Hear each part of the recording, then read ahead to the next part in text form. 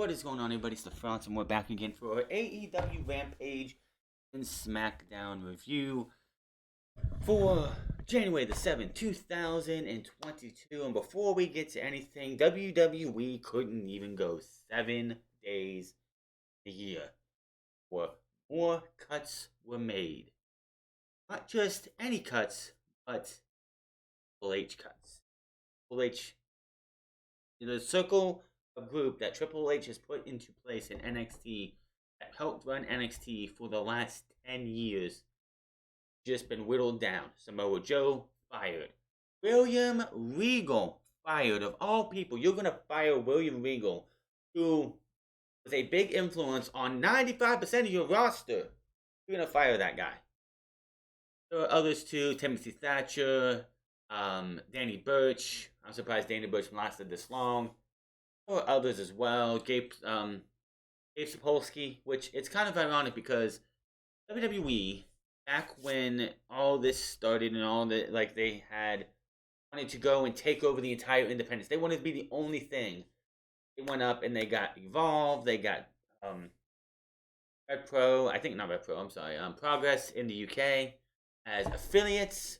Well, eventually they bought Evolve and took it away from Gabe Sapolsky and just they dissolved it. So they bring it. Triple H brings him in as consultant. He's been working in the creative as well. Now he's fired. So he no longer has his wrestling company that he was running, and he no longer works for WWE. That's fucking crazy how WWE is going with all this. And everybody, and it's funny because for so long, this has been happening for 2.5 years at least. No, I'm sorry. This has been happening for 10 years. Triple H, in the middle of 2012, set up, make NXT a place to develop the future of WWE. NXT, of course, from 2010 to 2012 was the game show version on Sci-Fi, then WWE.com, when Sci-Fi said, we're done with this contract here. And it was just a way to take the talent from FCW, pretty much bury them and make no one give a shit about them. Triple H then went, you know what? He's like, you know what? I want to try and make sure this company has a solidified future. It's going to be great to have talent for the next 25 years. So when Roman Reigns says, you know what, boss, I gotta go. I am done. I can't do this anymore. We'll have people to replace him. Everybody else. When Kofi leaves, when Xavier leaves, when Big E leaves, when all these guys, Seth Rollins, who was the inaugural NXT champion, of course. All these guys who are on the roster now are done, retire, or could become backstage hands for WWE and are no longer being in the main event of WrestleMania anymore. It would be set up for years to come. And what happened? Vince McMahon has proven this time and time again. He is a jealous, petty, vindictive piece of shit. This goes all the way back before his Triple H vendetta. McMahon had a vendetta. This was definitely obvious with the on-air bullying of Jim Ross. Jim Ross, for years and for at least 3 decades, has been called the greatest commentator in professional wrestling history. Vince McMahon takes offense to that because Vince McMahon, of course, wanted to be a professional wrestler. He wanted to get into the business that his father was running. His father told him no. And told him no. Vince kept bugging him until he was like, fine. And he put him on commentary. He did backstage. He did interviews with the talent. That was what Vince McMahon started out as. And of course, he bought the company from his father, did all the shenanigans he did to make it as worldwide as possible, while still sitting at that desk, wanting to be the best damn commentator he could be. And of course, that was nowhere to be close because it was Bobby Heenan and Gorilla Monsoon. But Vince, up until 97, was on commentary for almost every single major TV show they did, every single major pay-per-view that they did. And that was Vince McMahon's legacy before he became Mr. McMahon. he was the stalwart commentator on WWE, WWF television at the time. Then comes along Jim Ross, and you know Vince McMahon hated Jim Ross from the start. He hated the fact that Jim Ross went out there to get Mick Foley. Mick Foley, of course, was not somebody Vince McMahon wanted to hire, and Vince McMahon told him, I will hire him, so when he fails, it's on you, and you can see how it breaks your heart. Like, I can watch your heart break as you see one of your projects fail. So Vince McMahon had, anybody who's been paying attention to WWE on the outside should seen what's going on with Triple H and his team now coming for the last 30 years. Because Vince McMahon wants to be, like, anything that happens in WWE, Vince McMahon has to be the one taking credit. If it's commentating, Vince McMahon wants to be known as one of the greatest commentators in company history. And if anybody gets that notion, he's going to take it out on them. That's why Michael Cole gets shit on most of the time and does a good job making people hate him. Because Vince McMahon knows if Michael Cole went out there, and there's one instance that Michael Cole actually was a damn good commentator, and that of course was when he was doing commentary for the UK Championship Tournament, the very first one in, 2017. That tournament, where he got to be himself. He didn't have Vince McMahon yelling in his ear. Triple H had him go out there and just do what he loved to do, commentate. And Michael Cole, if you got that Michael Cole every week, he'd be one of the great commentators they have in WWE instead of somebody that we shit on all the time. Because Vince McMahon can never let anybody look better than him. So JR leaves, JR's gone now. Who's he going to throw his vendetta at? It's going to be his son-in-law. And if Triple H never married Stephanie McMahon, I guarantee you Triple H would be out of WWE. He would have been out of WWE 10 years ago. They would have fired him 10 years ago, or even 20 years ago. Reign of Terror would have never happened. Triple H as a WrestleMania main eventer majority of the time, never going to happen. All those matches with The Undertaker, his feuds with Shawn Michaels, they're out the door when Shawn Michaels comes back. Triple H is gone. So Triple H is only in WWE because he's married to McMahon. We all know that. But basically, Triple H is getting his shit buried and dumped on because Vince McMahon has no one else to blame. He can't blame himself. He'll never blame himself. Even when NXT 2.0 gets canceled on USA by the end of 2023 or 2024, because it's gonna fucking happen, who's he gonna blame then? He'll blame Shawn Michaels, and Shawn Michaels will be fired. He blamed Triple H. The entire AEW becoming what they are now, being able to outlast WWE's NXT.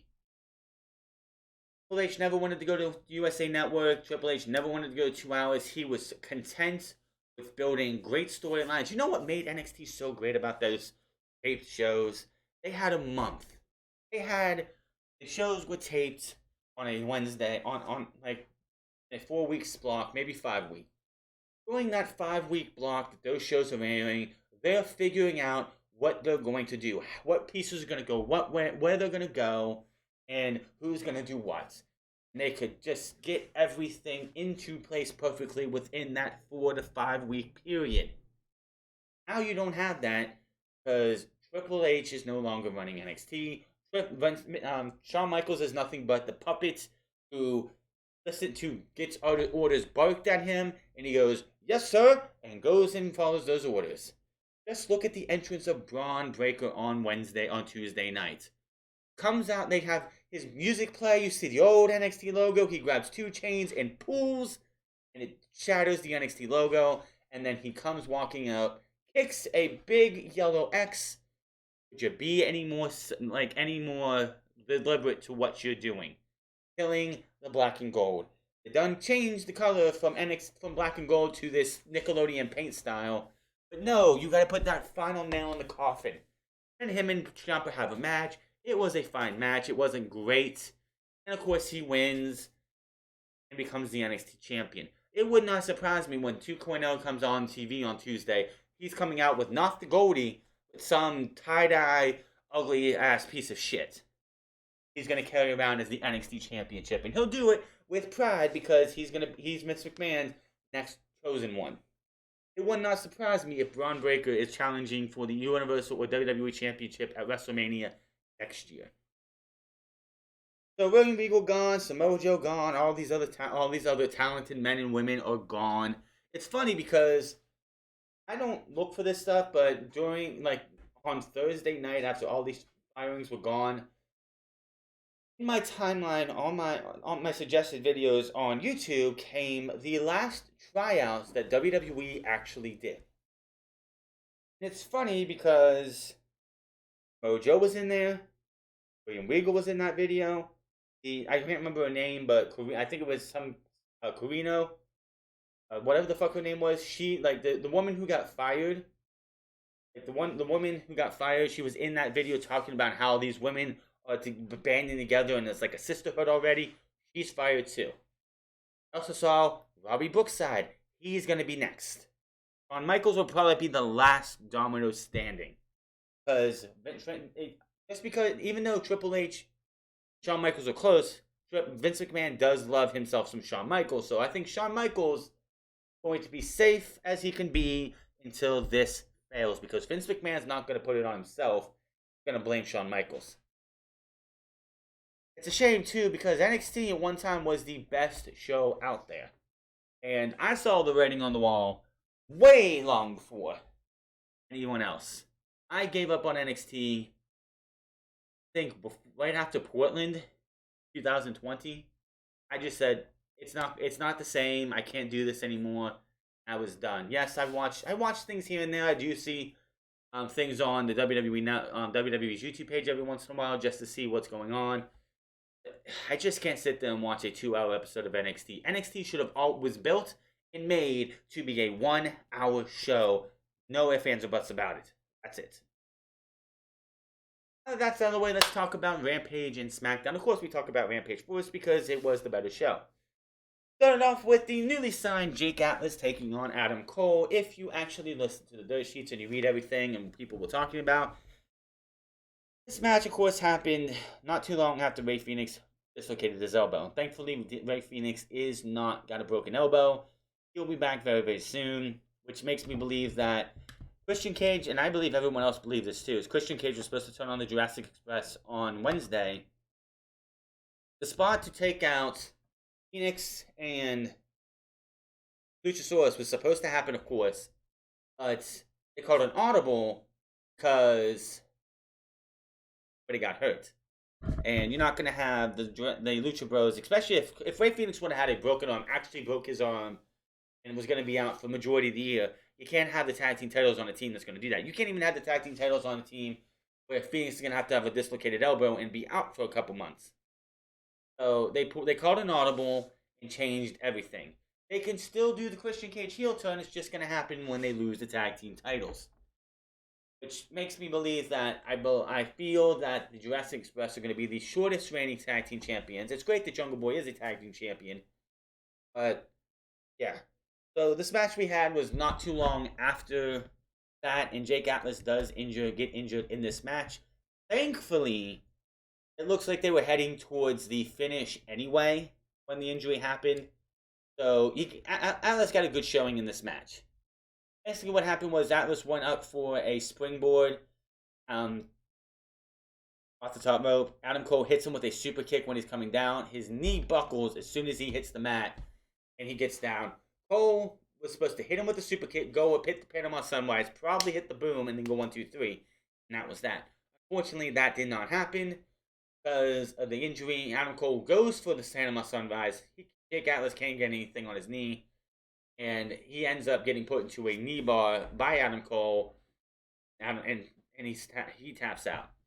But he had Adam Cole on the ropes a good majority of this match. Jake Atlas is pretty good. I will say that right now. Oh, this was, of course, the biggest match Jake Atlas has probably had in a very long time, going up against a guy like Adam Cole. It worked very well together. Jake Atlas definitely looks like somebody, if they give him the time, and give him the effort, it could be a big deal. As I mentioned on Wednesday, he was mulling his options in 2019. He was thinking, do I go to WWE and make money now, get my name on on the biggest company in all of professional wrestling, or do I go to this upstart that nobody knows what they're going to actually do? They could go to the highest of highs or just go to the lowest of lows and burn out. He chose the latter, whatever it's called. He chose WWE and went there and probably made his money. Probably not. It was an NXT contract. They don't make shit. And did what he had to do there. Now, during the match, Excalibur did mention that these guys did work on the same show, aka NXT, just never wrestled each other. Adam Cole, Jake Atlas, he definitely 100% hung with Adam Cole, and Adam Cole got him through this match. It was fantastic.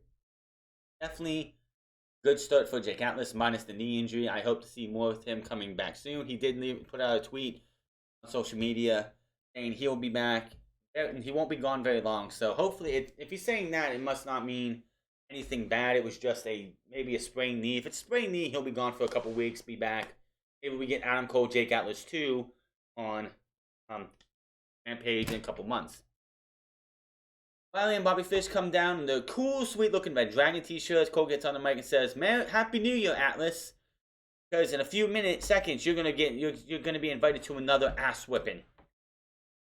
Just as soon as they're trying to do something to him, Orange Cassidy's music hits. He comes down, pulls a chain out of his pocket, wraps it around his hand. He's heading towards the ring. The best friends, Wheeler Yuta, all storm the ring, and the what is the guy going to be called, the Paragon or the Undisputed Elite? I like that much better. Exiting the ring. Now, here's the news. We got news last night that due to medical protocol, one of the matches that was announced at Battle of the Belts was going to be changed. Just didn't tell us which one. Well, Cody is not medically cleared to compete at Battle of the Belts, so it will be Dustin Rhodes versus Sammy Guevara for the interim AEW TNT Championship. Now, if Cody has COVID, which they didn't say, and I think they would have said, I make an interim champion. Just cancel the match or delay the match. Have the Jurassic Express face off against somebody. Have a backstage segment where somebody challenges the Jurassic Express to a tag team title match and they say, "You're on." As well as Ricky Starks in a few minutes saying that he will be taking on Matt Sydal. So there are 3 matches tomorrow with Ricky Starks taking on Matt Sydal, Dustin versus Sammy Guevara, and the Women's Championship on the line. And I'm just going to say this now. I'm not sold on this show. I'm really not sold on this show. These are your quarterly special events, and this was the best you could do. You couldn't save. Well, see, how piss poor they booked Hangman Adam Page and Bryan Danielson with that 1-minute draw. Kind of booked yourself into a corner where you couldn't put this one on Battle of the Belts because it had to be on a show that was going to be 2 hours just to give the illusion they were going to go another hour. But your first Battle of the Belts, and it just seems so weak. Women's Championship is overly predictable. The FTW Championship, who gives a shit about the FTW Championship? It's been on Ricky Starks, and he's done next to nothing with it. No, it's an outlaw championship, and it's not recognized by AEW, but Ricky Starks doesn't wrestle that often. At least when Brian Cage was the FTW champion, what the fuck happened to him? He kind of just disappeared. Last I checked, he was still contracted, but I don't fucking know. He was in the ring a lot more, and he defended the title, I believe, a lot more. Just, who cares about the FTW title? Nobody. And the interim championship match, I mean, obviously it seems like Sammy's probably going to win that now. So, and the problem also I have with this is, it's just COVID, and Cody will be back on Wednesday, and having an interim champion makes no sense. Cody has got a injury that can't work through for months. They don't want to strip him of the title, and you make the interim champion. Say maybe Cody's not medically cleared till the end of February. and Sami could be the interim TNT champion.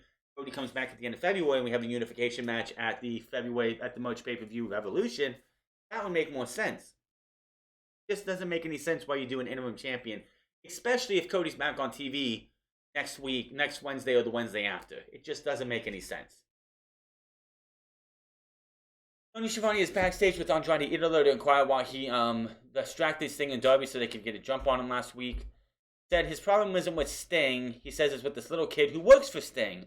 Tony tells Andrade, no, he doesn't work for Sting. He says he's looking for a new assistant and tells the kid, Sting, name his price for this little kid.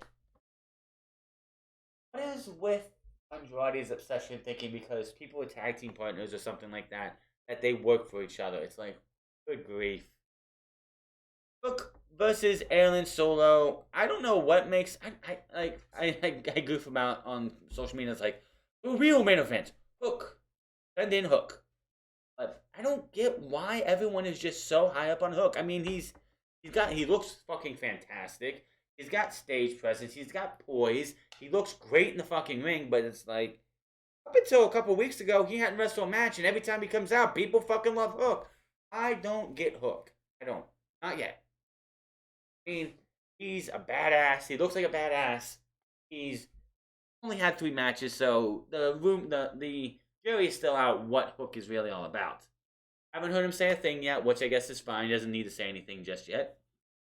But yeah, this match was Hook beats the hell out of Aaron Solo. Solo gets a little bit back. Crowd just chanting something. I couldn't exactly hear what they were saying. Hook hits a capture suplex. Now Solo, when delivers the crosses to the face, locks in the red drum, which is also known as the transmission, and Solo taps out. Then, after the match, Hook's trying to leave. QT Marshall comes in. He starts saying shit to him. Hook's trying to leave. He pulls him back and is like, don't you dare walk away from me. And Marshall looks like he's about to leave. He tries to attack Hook. Hook gets him into a side submission and just suplexes the shit out of him to a massive pop. Dude's a big star, right? The dude's a star. I don't know what the guy can do in a long-term match, what we can expect from Hook. I don't get how people are so, like, Hook is so over. I'm not going to sit there and complain about the guy being over when you need guys like him who are young to be over. The crowd, he is more over with the crowd than half of the AEW roster on Dark and Dark Elevation. I'm just saying. He is, like, one of the most over guys in the company. He's only had 3 matches. And if you want to compare the two, he is way far ahead in believability and skill than Jade Cargill. If you got this guy 22 and counting like 22 undefeated streak and won a championship, I would believe him winning a championship and being ready for a title over that shit wrestler Jade Cargill. Just saying. Stark tells us he's going to defend the FTW title against Smackdown on Battle of the Belts. And we move on to our main event, which is... Oh, wait. Before that, we get to next Saturday. On Saturday, it's a 3-match card. Interim champion TNT title. Dustin Rhodes versus Sammy Guevara. Women's title. The Irrelevant Championship, as Riho tries to get it back. And the FTW title, Vicky Starks versus Matt Sydal. It's just not a good card. It's just not a good card at all. Next Wednesday, CM Punk versus Wardlow, Powerhouse Hobbs versus Dante Martin, and Hikaru Shida versus Serena Deeb. Which, it's kind of sad. This is how irrelevant the women's division is. Serena Deeb versus Hikaru Shida is the best thing going in that division, and neither one of them are a champion. That's bad. That is very bad.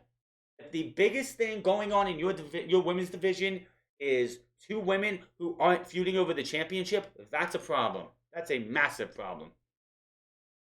So we get a pre-main event interview. It's just 2.0 drawing us Eddie Kingston, Santana, and Ortiz walk away. Well, they weren't walking to the ring. They were coming to find these little jokers, and they come in and they start fighting. And Ken was like, looks like the fighting started. It's time for the main event. Mike loves saying that line. He really does. Nick Atlas did tweet out an update on his knee. Sounds like it's good news. He says he's fine. He'll be fine. That's a good thing. Hopefully he'll be back in the near future. Kingston, Santana Ortiz versus Daniel Garcia in 2.0. This was brutal. It was a street fight. This wasn't bloody like last week's match. Thank God we didn't need. Got to really cool it on the blood, AEW. Cool it on the fucking blood. You had a street fight here that didn't have any blood. don't always have to have blood. Oh, but blood enhances the match? Yeah. When it earns it, this match didn't need blood. Now, if Eddie Kingston and Daniel Garcia in a cage match or something like that, it's blood, that's a different story because Daniel Garcia has had Eddie Kingston's number for the majority of the time, and Eddie Kingston just wants to go out there and kill this guy. Brawling and beating each other up on the stage, on the aisleways. Kingston and bashing Garcia against the guardrail. Kingston gets a trash can, gets in the ring of Garcia. Puts it in between his legs, it hits it, kicks it, giving Garcia his giblets a little bit of, that didn't sound good. Puts it on Garcia's head, bangs it up a little bit, and then kicks it, orienting Garcia a bit. They got the tag teams on the outside just brawling everywhere. These guys are just beating the shit out of each other. Kingston, it was pretty much Kingston and Garcia for the majority of the match. Back fist to the side of the ring. Kingston and Garcia are both in the arena floor, scratching and clawing at each other. Kingston suplexes Garcia on the floor. Santana Ortiz hit a double suplex on the floor to one of the 2.0 boys, as well as in head and picture. During the break, Ortiz power drives Jeff Parker onto a seat on an open steel chair at ringside. That had to hurt. Garcia stomped a trash can on the top of the leg of Kingston. Kingston's knee was pretty much fucked over. Halfway through this match, Garcia is now putting his technical submission to work, and Kingston's leg is injured. Match ends with Santana Ortiz doing a couple combination moves and getting the pin in the win.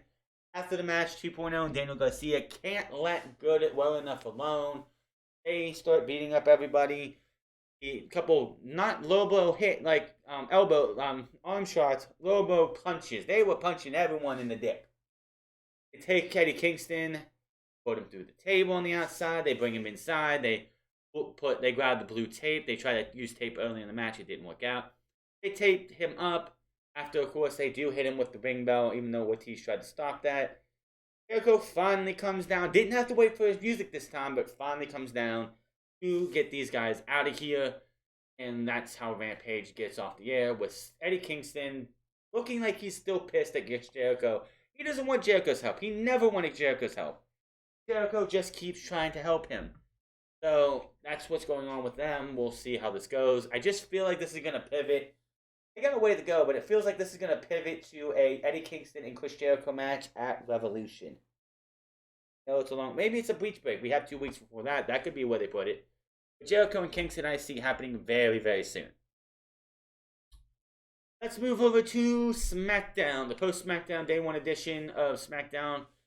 With video packings looking at how Brock Lesnar reunited with Paul Heyman on Raw. This days after winning the WWE title at Day 1. We're live in the Mohegan Sun Arena in Uncasville, Connecticut. I don't know how to say that name. And then who would come out? Roman Reigns. And Pat McAfee was just like gushing all over this man. Like he was just all in awe on Roman Reigns.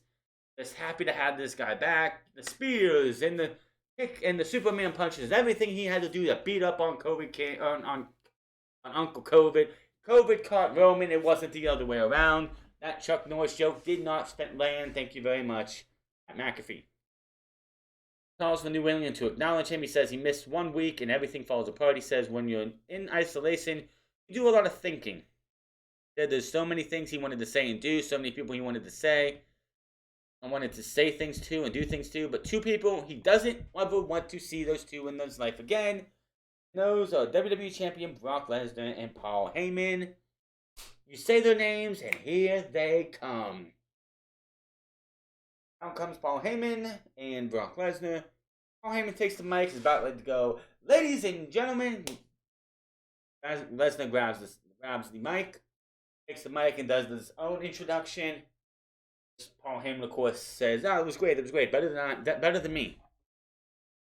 So now you have Brock Lesnar going at Roman Reigns, telling him.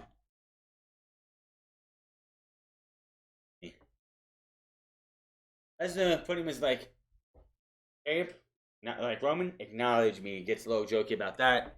Says, "You got what you wanted, I got what I wanted. How about we give them what they want?" title for title, champ for champ. Tells them to let's do this. Roman looks around. He's thinking about it and he's like, it's a great idea. But it's not my idea. This is my show. We do things my way. And I do not associate with anybody who does business with trash like Paul Heyman. Paul gets another mic. He's like, how could you say that about me? How could you, that's everything I did for you? Why could you say that about me? Oh, you even Universal Champion? It's because of me. I got you that match last year, like 2 years ago. Oh, how could you say that about me? I was the reason that you were in that. You had that title for so long. It's because of me. And he's just like getting very passionate. And then he says words that Brock Lesnar did not want to hear. He said that he loved Roman Reigns. And Paul Heyman's like, Brock Lesnar's like, what did you just say? And he tells him to shut up. Tells him to shut up. Roman Reigns looks at Brock and says, don't talk to him like that. Don't talk to him like that. Paul Heyman, Brock Lesnar says, or what? Paul says, Brock.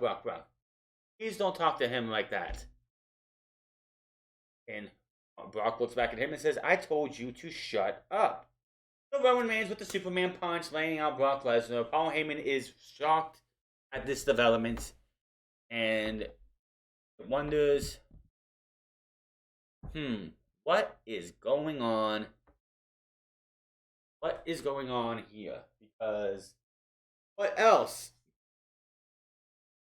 is going to happen? Because obviously it looks like that Paul Heyman and Roman Reigns are eventually going to screw Brock Lesnar. Yes, they tease champion versus champion, title for title. And I believe, honestly, it feels like this was the route they were going. You even had Pat McAfee later in the show say, I'm thinking about champion versus champion, title for title. Man, that would be great at WrestleMania. Said the quiet part out loud, Pat. We know that's where they want to go. So it looks like all things should lead to Roman Reigns versus Brock Lesnar for the unified WWE World Heavyweight Championship. Time to end the brand split, and when this show is over, there's even more reason why you need to end the brand split. You see Rick Boogs backstage getting ready with Intercontinental Champion Shinsuke Nakamura. Back from break, we see what happened with Paul Heyman and them. Sami Zayn is backstage with Megan Moran. He's not happy with Shinsuke now. He's saying Nakamura is ducking him, putting Rick Boogs in his way. He goes on. Which, by the way, why wasn't this match signed for day one? Especially after Roman went down, you couldn't have Shinsuke Nakamura and Sami Zayn already there. Where was Shinsuke Nakamura and Sami Zayn? Why couldn't they have this match on day one? That would have been the time fillers you could have had, was have this title match. But plus, Jackass started Johnny Knoxville. Knoxville was here to campaign for a spot in the 30-man Royal Rumble match. Zayn rips him for not being qualified for the WWE Superstars, what WWE Superstars do, and says he hasn't qualified for the Rumble. Tells Knoxville to show him, the elder statesman, that he has what it takes to get in the ring if he can do that. But until then, stay out of everyone's way. He walks off and Knoxville just grunts. Why are we doing this? Oh, that's right, because last year we had zombies and a golden egg. Now we have Johnny Knoxville in the Royal Rumble. Speaking of the Royal Rumble, and we'll talk about that later, show about 9,000, there's just a little peek of who's going to be in the Rumble at the women later on. But we get Sami Zayn versus Rick Boogs, and I don't know what it is about Rick Boogs, but every single time he's in there, he shows us something that just goes, man, that guy is strong, and damn, is he impressive. At this spot here with Sami Zayn was up in a suplex. He had him up in the suplex. The leg suplex. Sami Zayn knees him in the head. He goes down to one knee, goes down to two knees. Sami Zayn looks to get out of it.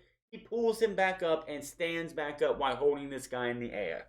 I know it's not, that's not that. That's still impressive to do that without dropping the guy or losing your balance.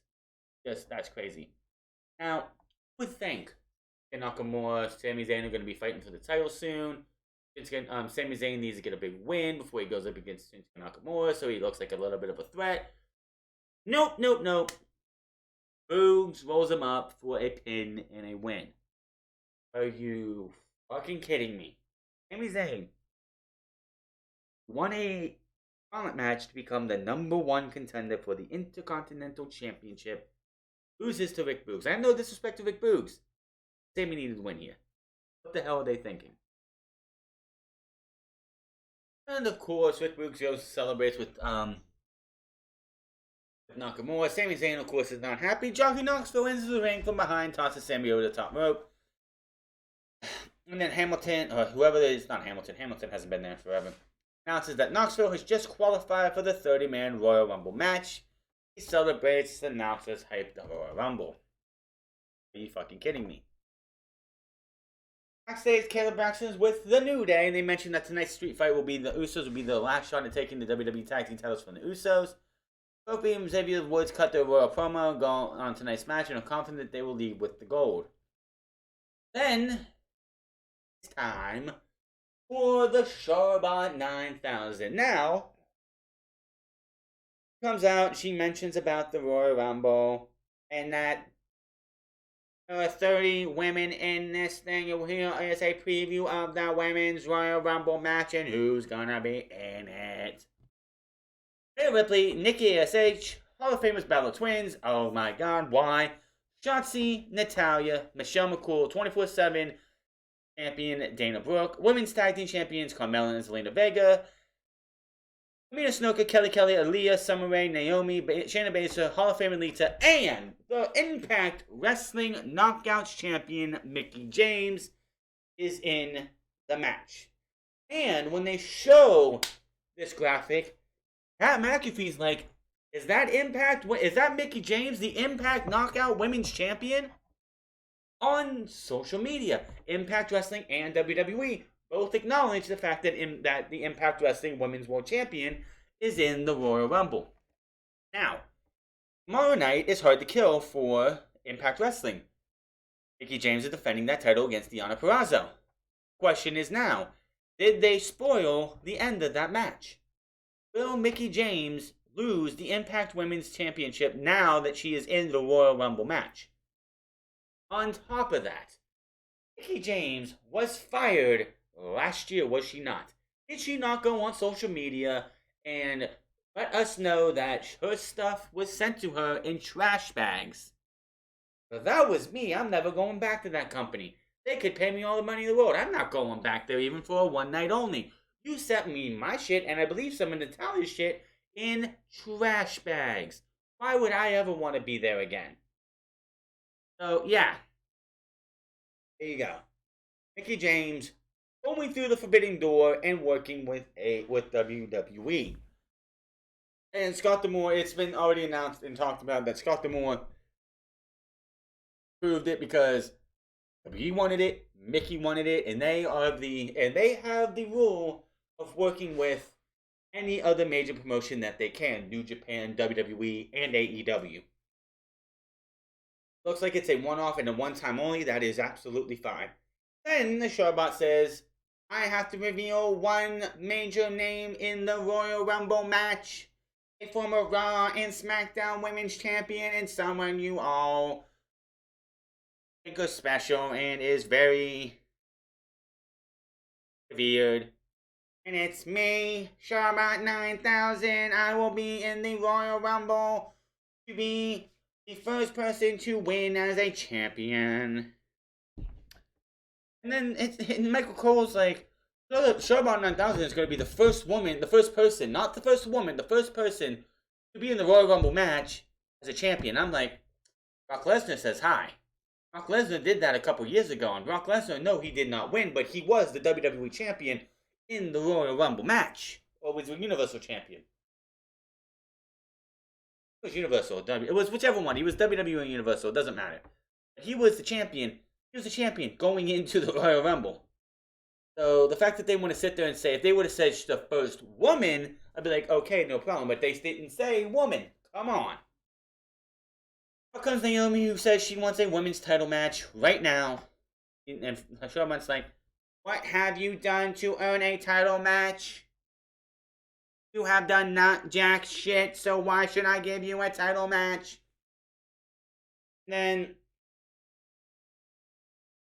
And was like, well, I should have done this.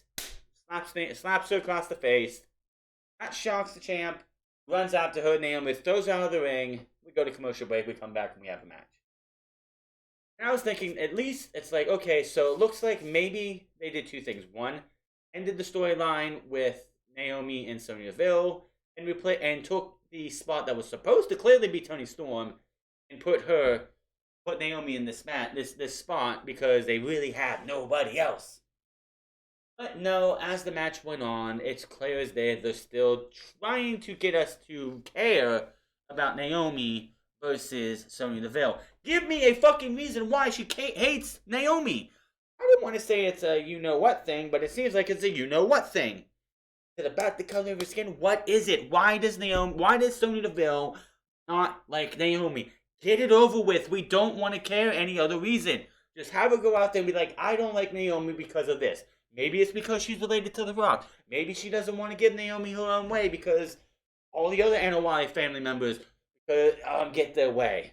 I don't know. Give me a fucking reason to care because I don't fucking care. Let Naomi go off and do things that are going to help her career and get rid of this this entire gimmick. That's enough. So, now they have the match, and Naomi knocks Charlotte out over the timekeeper's area. So she gets back in the ring. The referee's counting to 10 when Deville comes out and is like, whoa, I forgot to mention. You can't win this match by countouts. So Sherlock gets in, attacks her from behind. Later on in the match, she gets her in the figure 8, but Naomi gets her hands on the ropes. And Sonya Deville comes back out and she's like, whoa, no, I forgot. You can't win this match by disqualification. You can only win it by pinfall or submission. Still want to know why. And it's getting to a point where it's like, they could come out with a really good idea, but by the time they do why she actually hates Naomi, nobody's gonna care. Nobody's gonna fucking care. Get it over with already. So Naomi ends up losing because she eats a natural selection. 1, 2, 3, and Naomi Deville takes the mic and says, the loser of the match is Naomi, and your winner is Showbot 9000. I don't care. Taylor's backstage with the Usos. She mentions how the New Day isn't thrilled with their final title shot from the Usos coming as a street fight. The Usos mentioned how the New Day had their chance that they won, but they paid homage to one of the dopest teams in history with one of the dopest moves with the 3D, aka the 1D, aka one and done. Okay, get it? Why don't you just call it the 1 and D then? I don't know. The Usos say the rivalry with the New Day ends tonight. I highly doubt it. Then go on to say they will maintain tonight and show why everyone calls them the Ones. They walk off. Roman goes to the ring. Whatever. Okay. Adam Pearce is backstage with Sonya Deville. Pearce says he has been told he's been on the phone all night, and since Roman has no opponent for the Royal Rumble, he needs one. He's going to pick that opponent because he has been told to, and he needs to by the end of the night. And him and Sonya need to go bounce ideas off each other, so they're going to walk and talk and do all that shit. And before we get anywhere else, it's like, news coming out is that Drew McIntyre is done for the majority of the year because he's going to have neck surgery, most likely. Which is going to kill SmackDown. Drew McIntyre was it. Drew McIntyre was your bridge between the Royal Rumble and WrestleMania. There's nobody else. SmackDown, that is. So, the only thoughts were, who could it be? Who could it be? Probably Goldberg, because that's the match that was supposed to be at WrestleMania, in the first WrestleMania, the WrestleMania we had inside the gymnasium 2 years ago. WrestleMania 37, right? 36, whatever one it was. One that they were supposed to be in Raymond James Stadium, and unfortunately didn't get to go to Raymond James Stadium until last year. So, yeah. Could be him. Or it has to be somebody from Monday Night Raw, because if you look at the lay of the land on SmackDown, they've got nobody else. And on top of that, they don't end the brand split by WrestleMania. Even if you get who the person he wrestles at Royal Rumble, and at Saudi Arabia, which is in February, no pay-per-view in March, then you get to WrestleMania, you have the Brock and Roman match there, Roman wins, obviously. You got nobody for Roman on SmackDown after WrestleMania. So they're fucking screwed no matter what. Roman does his happy talk. He brings up Madcap Moss, who's dressed as a hurt Drew McIntyre with a sword, with a rubber sword that they call the Flaccid Sword. Does a halfway decent Drew McIntyre impression. I wouldn't say it's too terrible, but it wasn't funny. I mean, he pulled off a pretty okay impression of McIntyre, but it just wasn't funny. Viking Raiders finally come down. They have a match. It lasts about maybe 3 minutes. Then Madcap Moss and them win. Who gives a shit? Sheamus backstage. He talks about Drew McIntyre being hurt and doesn't care really. But how Ricochet and Cesaro ended up hurting Ridge Holland's face. And that he can't help but feel a little bit responsible. But he's entering the Royal Rumble. And he will put a smile on Holland's face. And he eliminates 29 other superstars and headlines WrestleMania. Main event time, the Usos versus the New Day. I can't really say much more of this, except they had somewhere in the props tonight a Spartan helmet and Spartan armor. Because the New Day pull it out. Woods puts the helmet on his head, hits one of the New Day in the head, one of the Usos in the head with it, and they take him out. The other one comes in, and I'm pretty sure he tried to super kick Xavier Woods while Xavier Woods was wearing the helmet. Woods looks at him like, "Are you fucking serious?" And that reaction of him is like, "Oh fuck!" He's hit in the head, but when push comes to shoves, the Usos the crowd chanted, "We want tables," as the Usos were down. Of course they did. Woods and Kingston bring the table in, but the Usos were able to stop them from doing anything with it. Kofi did hit a Trouble in Paradise. Almost got the win, but a shot from the armor broke that matchup. Usos set the table up, hit the 1D through the table. 1, 2, 3. The Usos pick up the win. And the New Day are done. No more tag team title matches between these guys for a while. Until the Usos lose the titles and the New Day win them back. No matches between these two, thank goodness. So, Roman's in the back watching. He seems to be a little bit pleased that the Usos won. You hear a weird knock on the door. He says, "Come in." In comes Seth freaking Rollins. Seth Rollins. Sits there and just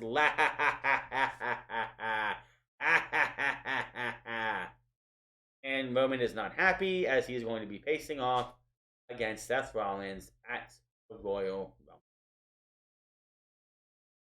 So this is Vince McMahon's fault.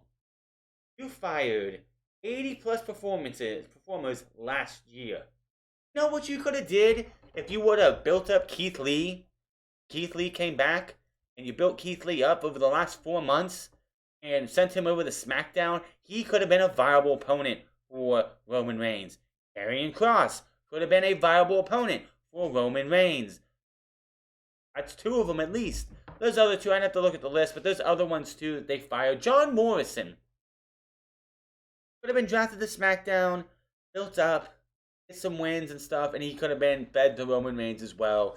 You had so many options this time last year as people who could have been fed to Roman Reigns to build Roman Reigns up. But you fired most of them. And you left yourself going into 2022 with one option to face Roman Reigns. Well, you had 2 until Jeff Hardy got fired. Before Jeff Hardy pretty much left for whatever reason. But you had all these options last year. You had a Keith Lee. Brought Karrion Kross up. You could have had Karrion Kross be a guy to be challenging Roman Reigns. You had, I mean, if Ricochet actually was built up the way he should be built up, it could have been Ricochet, but no. He's a vanilla midget to you. He's nothing. He's an indie darling. We're not going to push him. I'm really surprised he hasn't been fired. But look at the lay of the land on SmackDown, and you got nobody to face Roman Reigns, and it's your fault, Vince. It's your fault, Bruce. It's your fault, John Laurinaitis. It's your fault, Nick Khan, that Roman Reigns, even after the Royal Rumble and he gets through Seth Rollins, even if it's a clean win, who's he going to face at Saudi Arabia? Because it's not going to be Brock Lesnar. It's going to happen at WrestleMania. Who does Roman have in Saudi. You probably don't book Roman in Saudi, but you gotta book Roman in Saudi because he's the biggest guy, biggest star you have in the company. You're gonna send Kevin Owens next. We've been there, done that. All the first half of 2021, leading into WrestleMania, was Kevin Owens and Roman Reigns. Who's left? When Seth and Coleman are done, who is left? You got nobody, and you gotta look in the mirror and blame nobody but yourself, you selfish, vindictive, egotistical piece of shit. I don't feel bad for your company at all that you had to go out of your way to bring Seth Rollins from Monday Night Raw for no other reason than the fact that you got nobody for Roman. I mean, hell, you spent the last month and a half building up a partnership between Kevin Owens and Seth Rollins. Is that over now? WWE might as well just end the brand split. I think that's where we're going. Just, they had nobody else. They had no choice. They had to bring somebody from Monday Night Raw. Honestly, they could have brought Big E. Big E's not going to be going for the WWE Championship anytime soon. Big E and Roman Reigns had a hell of a match at Survivor Series. That would have been that would have been an interesting rematch to have. But they went with Seth Rollins. I don't know what they're going to do. We'll probably find out more on Monday, but that is all of that. SmackDown is just in the gutter, and it's only Roman Reigns. And Mysterio could have been somebody again, but he's on Monday Night Raw with his son, and they're going to be in the Royal Rumble. I don't know what they're doing with Charlotte in the Royal Rumble. Are they going to have her actually win and say she's going to face Becky Lynch and merge and finally merge that division? What are they doing? I don't have a fucking clue, but we'll have to wait and see. This show just fucking sucks. It's funny how I get more entertainment in a 1 hour show at 10 to 11 than I do on a 2 hour show from 8 to 10. That is your AEW Rampage and TNT and SmackDown review. Hit that subscribe button, comment down below, like or dislike this video. Follow me on Minds of the France Club, find me on twitch.tv/the France Club, and find me on Instagram at the France Club, and I'll see you guys on Monday for Raw. Battle of the Belts. I'm not sold on it. Until then, my name is France, and I'll see you guys later.